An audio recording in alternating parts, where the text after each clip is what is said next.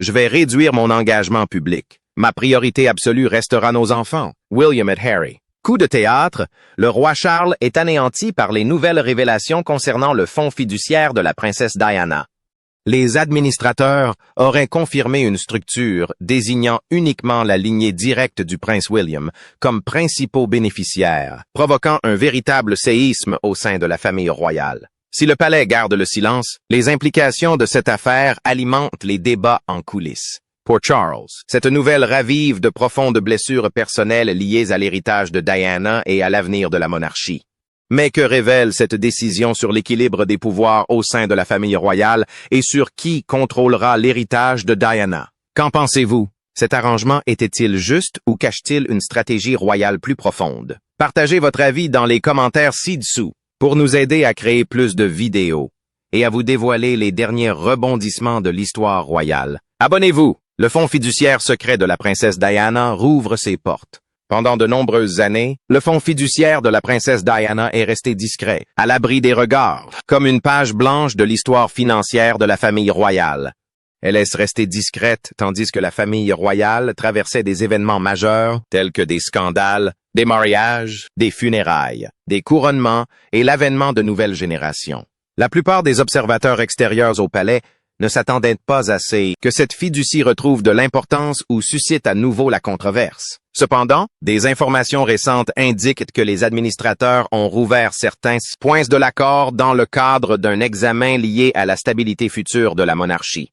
Ce qui devait être une simple vérification juridique de routine s'est transformé en une affaire bien plus grave et inattendue. Cette évolution a soulevé de nombreuses questions parmi les observateurs et les proches de la famille royale, créant tensions et incertitudes quant aux révélations à venir. Pour certains, c'est comme si un chapitre longtemps resté secret de l'héritage de Diana était en train de se rouvrir. L'idée qu'un sujet resté si longtemps confidentiel puisse soudainement faire l'objet de discussions a surpris même les observateurs attentifs de la famille royale. Les partisans du fonds affirment qu'il a toujours eu pour but de protéger les volontés de Diana et d'assurer l'avenir de ses enfants. D'autres estiment que l'examen en cours pourrait mener à de nouvelles interprétations quant à la manière dont ces volontés devraient être mises en œuvre. Alors que les discussions se poursuivent, la situation reste floue et suivie de près par de nombreuses personnes qui souhaitent des réponses, mais attendent toujours une confirmation officielle. Certains observateurs décrivent une atmosphère calme mais tendue, marquée par une curiosité grandissante quant à la prochaine décision des administrateurs. Même de brèves informations ont suffi à susciter de vifs débats dans les médias et au sein du public, témoignant de la sensibilité du sujet. Au cœur de tout cela réside l'influence durable de Diana, qui continue de façonner la perception de la monarchie bien après sa mort. Ce regain d'intérêt a suscité curiosité et incertitude quant à la suite des événements. Reste à savoir si cela débouchera sur de véritables changements ou s'il ne s'agira que d'un simple examen juridique. Pour l'instant, l'attention reste focalisée sur les administrateurs, tandis que le monde entier attend des réponses qui pourraient enfin apporter de la clarté dans les jours à venir. L'issue de cette affaire pourrait discrètement redéfinir la perception de l'héritage de Diana au sein de la famille royale et au-delà, laissant beaucoup s'interroger sur la suite des événements et les raisons de cette révélation. Dans cette histoire qui continue de se dévoiler lentement derrière les portes du palais, l'incertitude persiste quant à ce que la vérité révélera finalement à tous. Un rapport accablant des administrateurs de la fiducie de Diana a rouvert la discussion sur une partie de l'accord inclus dans son fonds fiduciaire. Mais quelle pourrait être la clause du People's Princess Trust? Diana aurait-elle intentionnellement cherché à protéger ses enfants à tout prix, même après sa mort? Si oui, comment comptait-elle s'y prendre? Découvrons les détails choquants. Au cœur de la fiducie secrète de la princesse Diana. Selon des rumeurs circulant au sein de la famille royale, le fonds fiduciaire de la princesse Diana contiendrait bien plus que de l'argent et des trésors familiaux. On pense qu'au-delà des dispositions financières, il pourrait également contenir des instructions soigneusement rédigées, portant sur un aspect bien plus profond, la continuité de la lignée et la succession. Autrement dit, ce fonds fiduciaire reflèterait la volonté de Diana d'assurer la protection et la pérennité de sa famille. Selon certaines informations, les conseillers juridiques ayant récemment examiné les documents ont relevé des clauses qui ont retenu leur attention. Ces passages dépasseraient le cadre d'une planification successorale classique. Ils sembleraient plutôt refléter des intentions personnelles liées à l'avenir des enfants de Diana et à leur place au sein de la famille royale. Bien que le palais n'ait rien confirmé officiellement, ces affirmations ont déjà suscité un vif intérêt et de nombreux débats parmi les observateurs de la famille royale. Ce qui devait être un simple examen de routine d'un ancien domaine a pris une toute autre dimension. Au lieu de se concentrer uniquement sur les biens et les documents juridiques, la conversation s'est déplacée vers des questions plus profondes concernant l'héritage familial, l'autorité royale et l'influence à long terme. Les personnes proches du dossier décrivent une atmosphère empreinte de prudence et de délicatesse, chaque détail semblant revêtir une importance démesurée. Pour certains observateurs, ces découvertes présumées ravivent des interrogations de longue date sur les véritables souhaits de Diana concernant ses enfants et sur la manière dont elle envisageait leur rôle futur au sein de la monarchie. D'autres y voient un rappel de la complexité des successions royales, notamment lorsqu'elles impliquent des personnalités aussi influentes que Diana. Même le moindre détail de ces documents peut être interprété de multiples façons, selon le point de vue. Ce qui semblait autrefois une simple formalité juridique est devenu un enjeu bien plus vaste et délicat. Les questions de légitimité, d'héritage et d'avenir de la maison de Windsor sont désormais débattues ouvertement. L'éventualité qu'un fonds fiduciaire privé puisse révéler des informations liées à la succession royale a ravivé les tensions, transformant une affaire familiale longtemps restée discrète en un sujet scruté de près et chargé d'émotions. Pour l'instant, la plupart de ces éléments restent à confirmer et relèvent de la spéculation, mais l'intérêt qu'ils suscitent ne cesse de croître. Plus on en parle, plus les questions se multiplient quant au contenu exact de ce fonds et à ses conséquences potentielles pour les générations futures. Cette découverte reflétait les souhaits personnels de Diana quant à l'avenir de sa famille au sein de la monarchie. Mais cette disposition laissait-elle une marge de manœuvre au roi? Ou visait-elle strictement à protéger les intérêts de Diana au sein de la monarchie? Si tel est le cas, qu'est-ce que cela révèle de l'influence de Diana au sein de la monarchie? Voyons cela de plus près. L'ombre de l'influence de Diana.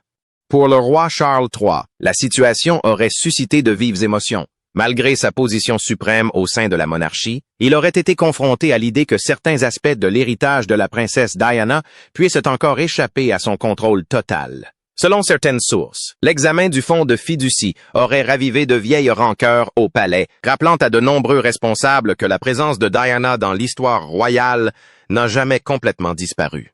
Près de 30 ans après sa disparition, son influence se fait encore sentir dans l'opinion publique et les décisions royales, de manière à la fois visible et discrète. Certains observateurs affirment que le regain d'intérêt pour sa fondation a ravivé l'attention sur la façon dont l'image de Diana continue de façonner les débats sur l'avenir de la monarchie. Même dans le silence officiel, son nom conserve un poids émotionnel important au sein de l'institution, notamment lorsqu'il est question d'héritage et de succession.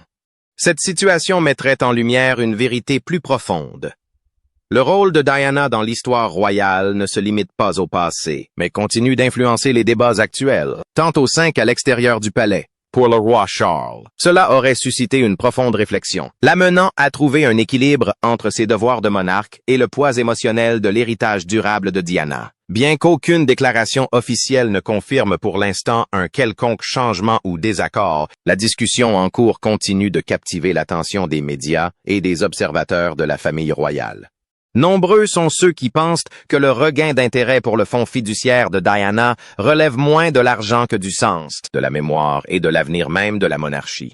Lors de discussions informelles, certains observateurs royaux affirment que cela rappelle que son influence continue de façonner les récits bien après sa mort, souvent de manière inattendue. Qu'il s'agisse d'un hasard ou d'une démarche délibérée, la révision du fonds fiduciaire a une fois de plus placé Diana au cœur des débats royaux, démontrant à quel point son héritage reste intimement lié à l'avenir de la maison de Windsor.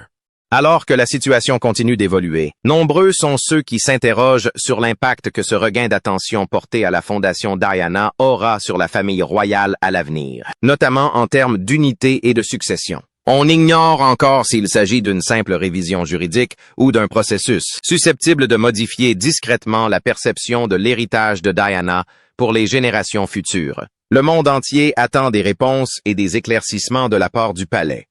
Le roi Charles est anéanti de ne pouvoir respecter les volontés de Diana, ce qui pourrait indiquer que son influence demeure importante au sein de la monarchie. Mais qui a été informé de cette situation? Les administrateurs du fonds de Diana auraient-ils délibérément attendu ce moment pour révéler l'information? Et peut-il garantir le respect des souhaits de Diana? Levons le voile sur ces détails intrigants. La préférence familiale, peut-être. L'une des révélations les plus surprenantes provenant des sources royales est que le prince William aurait été informé de l'examen du fonds fiduciaire avant plusieurs hauts responsables du palais, un détail qui a immédiatement suscité curiosité et une inquiétude discrète au sein de la famille royale. Selon ces informations, le moment choisi pour cette communication a soulevé de nombreuses questions quant à la circulation de l'information au sein du système royal. Il semblerait que le prince William ait été contacté par l'intermédiaire du palais de Kensington avant même que plusieurs conseillers principaux du roi Charles ne soient informés, un ordre inhabituel qui aurait provoqué des semaines de tensions et de spéculations au sein de la maison royale. Nombreux sont ceux qui s'interrogent désormais sur la conception du trust de Diana, soupçonné de privilégier la branche de William au détriment des autres. Ceci soulève des questions d'influence, de priorité et, plus largement, des véritables intentions qui sous-tendent sa structure même. Beaucoup se demandent si cette situation était le fruit d'une planification minutieuse ou simplement d'un malentendu et des complexités juridiques liées aux trusts royaux. En matière d'héritage, de succession et de patrimoine familial, même un changement mineur dans la diffusion de l'information peut paraître déterminant et alimenter de nombreuses spéculations. Certains observateurs estiment que l'ordre de communication des informations n'avait rien de caché et reflétait simplement les procédures internes habituelles de la famille royale.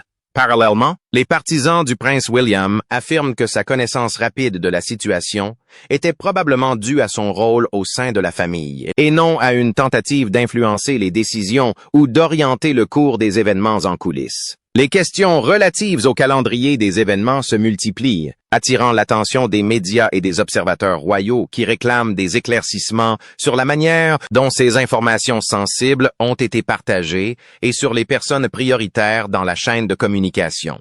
Bien que rien n'ait été confirmé, la situation reste largement débattue et suivie de près. Face à la multiplication des spéculations, certains observateurs se demandent si la fiducie de Diana n'aurait pas été structurée avec des intentions plus profondes, susceptibles d'influencer l'équilibre futur des pouvoirs et de l'influence au sein de la famille royale britannique. Ce qui n'était au départ qu'une simple analyse juridique privée est rapidement devenu une affaire que le public ne peut ignorer, illustrant la facilité avec laquelle des discussions discrètes peuvent se transformer en scandale international dès lors que le nom de la princesse Diana est évoqué. Aujourd'hui, nombreux sont ceux qui suivent la situation de près, espérant des réponses plus claires concernant la révision du trust et ses conséquences potentielles sur l'avenir de la succession royale et l'équilibre au sein de la famille royale. Le prince William a été informé de cette révision avant plusieurs hauts responsables du palais. Mais quel message Diana transmet-elle à son fils à travers les révélations du fiduciaire? Craignait-elle pour l'avenir de ses enfants? Si tel est le cas, quels projets a-t-elle pris pour leur faciliter la vie? Tentons de le découvrir.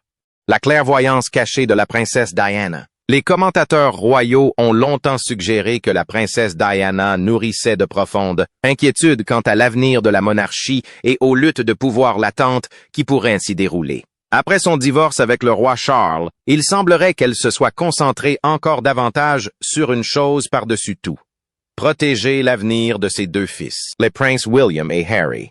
Selon ces interprétations, la réflexion de Diana dépassait peut-être le simple héritage ou la question de la fortune. Certains pensent qu'elle a mûrement réfléchi à l'impact que les tensions royales futures, les alliances changeantes au sein du palais et les possibles désaccords familiaux pourraient avoir sur ses enfants en grandissant. Ces actions, telles qu'elles sont comprises à travers les discussions relatives à son domaine, sont souvent perçues comme une volonté d'assurer une protection à long terme à ses fils, notamment à William et à sa descendance.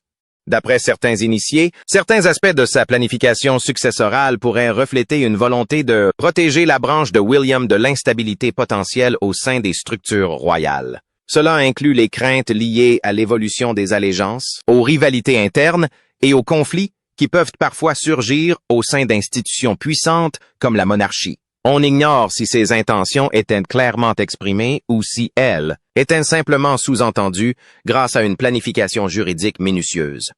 Cependant, de nombreux observateurs de la famille royale estiment que la fiducie de Diana et sa structure reflètent bien plus qu'une simple planification financière. Ils y voient plutôt l'œuvre d'une mère visionnaire, soucieuse d'assurer stabilité et protection à ses enfants dans un monde qu'elle savait imprévisible. Certains pensent que Diana a fait preuve à la fois d'une grande perspicacité et d'une planification rigoureuse dans ses décisions, anticipant les pressions, les conflits et l'intense attention médiatique auxquels ses fils seraient confrontés au sein de la famille royale. De ces points de vue, elle aurait pu chercher à les protéger autant que possible des difficultés futures. Cependant, d'autres restent prudents, arguant que cette interprétation repose en grande partie sur des spéculations plutôt que sur des faits avérés, laissant place au débat quant à ses véritables intentions. Il n'en demeure pas moins que l'idée persiste que le trust de Diana ne concernait pas seulement l'argent ou les biens, mais aussi l'héritage, la protection et la sécurité financière à long terme de sa famille. Cela continue d'alimenter les débats sur la façon dont elle envisageait l'avenir de la monarchie et la place qu'y occuperaient ses enfants. Aujourd'hui encore, nombreux sont ceux qui s'interrogent sur l'influence, même discrète, de cette vision sur la vie royale, longtemps après sa disparition. On pense que la décision de Diana était motivée par une profonde inquiétude quant aux futures luttes de pouvoir au sein de la monarchie. Mais ses enfants pourraient-ils mener à bien ce plan? Ou ses petits-enfants joueraient-ils également un rôle pour assurer la continuité? Penchons-nous maintenant sur l'héritage émotionnel, une nouvelle génération pour la continuité royale. Alors que les discussions autour de l'héritage, des héritiers directs et de la protection de la famille à long terme reprenaient une surface, l'attention du public s'est progressivement portée sur les enfants du prince William. Selon divers rapports et interprétations, la fiducia vis, de l'avis de certains observateurs, a assuré l'avenir des descendants directs de William. Avec le temps, cette idée a évolué vers la conviction que chacun des enfants de William pourrait incarner la continuité de l'héritage de la princesse Diana, perpétuant son souvenir par sa présence, son influence et l'attachement émotionnel qu'il suscite auprès du public. Dans cette perspective, le prince George est souvent perçu comme une figure de continuité, symbolisant la stabilité future de la monarchie.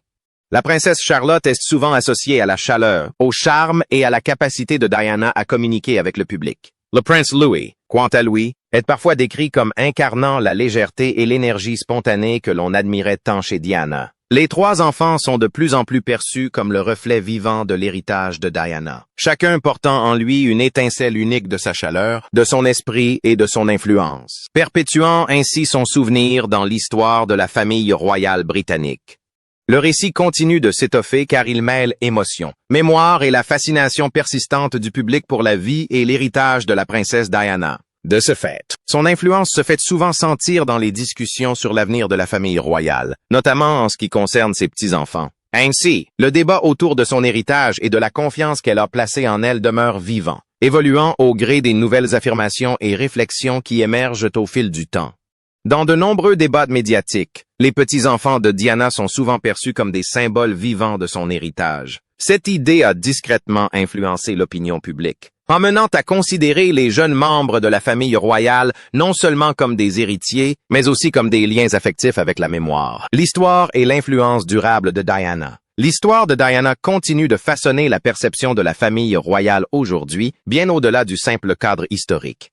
Cela évoque l'identité, le devoir et la lourde pression émotionnelle de vivre sous le regard constant du public. Son héritage continue d'influencer la façon dont la responsabilité et les luttes personnelles sont perçues au sein de la famille royale, même aujourd'hui. En fin de compte, le débat reste ouvert, et beaucoup s'interrogent sur la mesure dans laquelle les intentions, imaginées par Diana, continuent de façonner la perception de l'avenir de la monarchie, aujourd'hui et dans les années à venir, au-delà de la question des enfants de William, dont le père est le prochain héritier du trône selon le plan de Diana pour la monarchie. À qui Diana faisait-elle confiance pour superviser et exécuter ses volontés dans le cadre de son fonds fiduciaire? Quelle était leur relation avec elle et étaient-ils réellement dignes de cette confiance? Découvrons maintenant les exécuteurs testamentaires qui se cachaient derrière la structure du fonds fiduciaire de Diana. Au cœur du fonds fiduciaire de la princesse Diana. Un détail souvent évoqué lorsqu'on parle du fonds fiduciaire de la princesse Diana est l'identité des personnes choisies pour le gérer. D'après de nombreux témoignages, cette responsabilité n'incombait ni aux institutions royales ni aux fonctionnaires du palais. Elle fut confiée à la famille de Diana elle-même. Les exécutrices testamentaires et administratrices étaient sa mère, Frances Ruth Shand Kidd, et sa sœur, Lady Sarah McCorquodale. Ce point est important car il dissocie la fiducie du contrôle direct de la maison royale. le roi Charles. Les principaux conseillers du palais et les autres instances officielles de la famille royale n'ont pas été chargés de sa gestion. Celle-ci essaie de rester au sein du cercle familial personnel de Diana, à l'écart des structures qui gèrent habituellement les affaires et les finances royales. Pour de nombreux observateurs de la famille royale, cette distinction est lourde de sens. Elle laisse supposer que Diana souhaitait que ses dernières volontés soient respectées par des personnes de confiance qu'elle connaissait et en qui elle avait une profonde connaissance, plutôt que par l'institution à laquelle elle avait appartenu par son mariage. Selon eux, cette structure visait à garantir que les décisions concernant son patrimoine restent fidèles à ses valeurs et à la vie de sa famille. De ces faits, certains observateurs estiment que le Trust a pu préserver une certaine indépendance vis-à-vis de l'influence royale au fil du temps. Ils avancent que le maintien du contrôle au sein de la famille a probablement contribué à préserver les intentions initiales de sa planification financière, malgré les années et les nombreuses transformations de la monarchie. Parallèlement, d'autres soulignent que cette configuration pourrait simplement refléter les pratiques courantes en matière de planification successorale, où des membres de la famille de confiance sont souvent désignés comme exécuteurs testamentaires. Toutefois, dans le cas de Diana, cette décision suscite naturellement un intérêt public accru en raison de sa position, unique au sein de la famille royale et de la fascination persistante pour son héritage. Il n'en demeure pas moins que sa mère et sa sœur furent chargées de cette responsabilité, ce qui continue d'influencer la perception de cette fiducie aujourd'hui encore. Pour beaucoup, cela enrichit l'histoire de la vie et de l'héritage de Diana, confortant l'idée qu'elle aurait souhaité que sa famille, la plus proche, reste au cœur de ses affaires personnelles, même longtemps après sa disparition. De ces faits, les discussions concernant sa fiducie reviennent souvent sur ce détail crucial, car il permet de comprendre pourquoi cet arrangement est perçu par certains comme profondément personnel et jalousement protégé au sein de sa famille, plutôt que par l'institution royale elle-même. Diana aurait choisi sa mère et sa sœur pour veiller à l'exécution de ses dernières volontés, sans influence directe du roi Charles. Mais cette décision serait-elle largement acceptée au sein de la famille royale? Ou risquerait-elle au contraire de créer des tensions au sein de la monarchie? Si tel est le cas, quels défis pourrait-elle poser aux membres du palais? Examinons cela de plus près. Des tensions croissantes se font jour au sein du palais. Ce qui avait commencé comme un simple examen juridique de la fiducie de la princesse Diana aurait dégénéré en tensions grandissantes au sein de la famille royale. Selon des sources internes, la situation est devenue progressivement plus délicate à mesure que les discussions sur l'héritage de Diana et la famille du prince William se sont intensifiées, suscitant discrètement d'inquiétudes, interrogations et malaises au sein du palais. Certaines sources affirment que les partisans de la reine Camilla se sentaient de plus en plus exclus des discussions, l'attention semblant se porter davantage sur la version de Diana concernant l'histoire royale. Bien qu'aucune confirmation officielle n'ait été faite concernant ces allégations, l'attention croissante portée à ce sujet aurait modifié l'atmosphère au sein du palais. Ce qui n'était au départ qu'un examen technique des arrangements juridiques s'est peu à peu transformé en un sujet beaucoup plus vaste et émotionnel. Au fil des discussions, la communication au sein du palais serait devenue plus restreinte et contrôlée, les informations divulguées publiquement se faisant plus rares.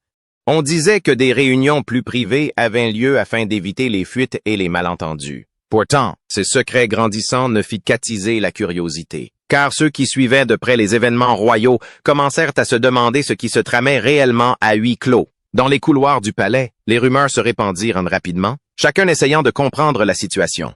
Certains pensaient qu'il s'agissait simplement d'une procédure juridique rigoureuse, menée avec prudence compte tenu de sa nature délicate. D'autres, en revanche, y voyaient une signification plus profonde, soulevant des questions de pouvoir, d'héritage et d'évolution de la monarchie dans les années à venir. Avec le temps, cette réforme a semblé moins relever d'une simple affaire financière ou juridique que d'une lutte discrète autour des perceptions et du sens.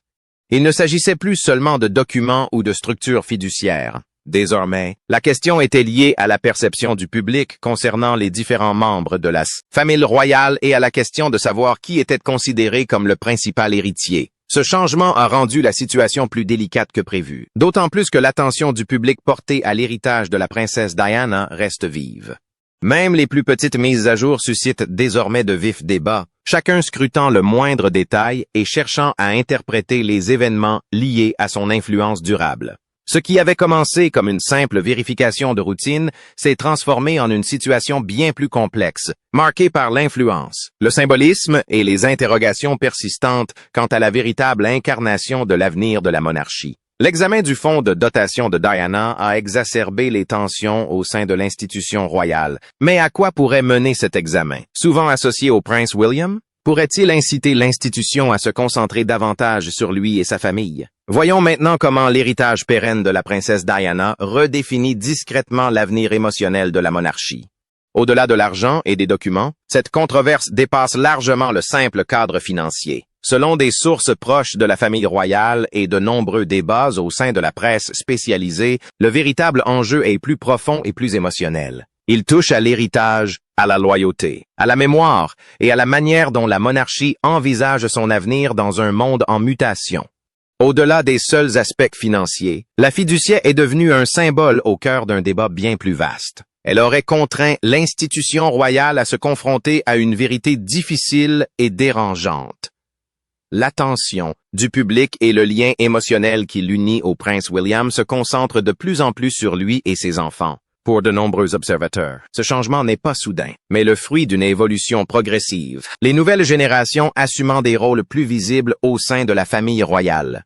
Le débat a pris une ampleur inattendue. Il a dépassé le cadre des documents juridiques pour investir la sphère de l'opinion publique, où le sens et le vécu sont souvent aussi puissants que les faits. Dans ce contexte, le nom de la princesse Diana continue d'exercer une influence considérable. De nombreux observateurs de la famille royale estiment que cette situation reflète une problématique plus vaste quant à la perception actuelle de la monarchie. Il ne s'agit plus seulement de tradition ou de rôle formel, mais aussi de liens émotionnels, de confiance du public et d'histoires personnelles qui façonnent la vision que les gens ont de la famille royale. En ce sens, l'héritage de Diana continue d'influencer fortement les opinions et les débats, même des décennies après sa disparition. Certains observateurs estiment que le regain d'intérêt pour la fondation a rappelé à la famille royale à quel point le public reste attaché à la mémoire de Diana. Ce lien, disent-ils, s'étend naturellement à ses fils et désormais à ses petits-enfants, souvent perçus comme le prolongement vivant de son histoire. Que les affirmations concernant la fiducie soient exactes ou non, leur portée est indéniable. Ce débat a mis en lumière à quel point l'influence de Diane reste profondément ancrée dans l'identité de la maison de Windsor. Il ne s'agit pas seulement d'un fait historique, mais d'un élément qui continue de façonner les perceptions actuelles et les attentes futures. À bien des égards, la controverse porte moins sur les structures juridiques que sur le symbolisme. Elle soulève des questions sur la personne qui porte le poids émotionnel de la monarchie et sur la manière dont ce poids se transmet de génération en génération. En fin de compte, cette situation révèle une idée simple, mais puissante.